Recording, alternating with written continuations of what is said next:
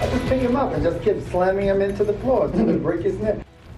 Our other top story, shocking audio of a high school teacher claiming he'd like to inflict physical harm on a student. The teacher also recorded saying that he would like to poison the student's food. That student is now suing the Clark County School District and the teacher. The student's attorney says this happened at Desert Oasis High School near Rainbow Boulevard. That's where Joshua Piguero joins us live. Joshua. Brian Kirsten, the student, was enrolled at Desert Oasis High School in the special education program, but his attorneys say he started developing anxiety and depression once he heard the recordings.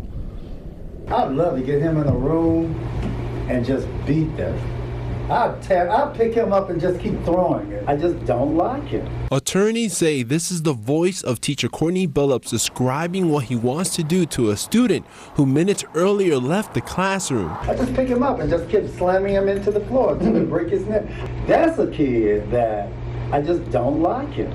I don't like what he does. I don't like his energy, but I still am the one that said, wait, what? These audio recordings were shared to us by the law firm now representing the 14-year-old student. The student's name is not listed in the suit. We didn't know the extent to which any of these threats might be acted on. Taylor Jurgensen of Lago Marcino Law says this incident happened last November. At the time, the student, who is black, was kicked out of class after calling another student who took off his hood the N-word. He, being Mr. Billups, told our client that he was acting like a slave, or he was being a slave, or something along those lines, which he later apparently told our client's mom that he said that because they were currently reading a book about a slave. The federal lawsuit alleges 4 claims against CCSD, including intentional infliction of emotional distress and violation of the Civil Rights Act of 1964. It's not something that you should have to worry about when you send your kid to school, that, you know, his teacher and a teacher in the special education department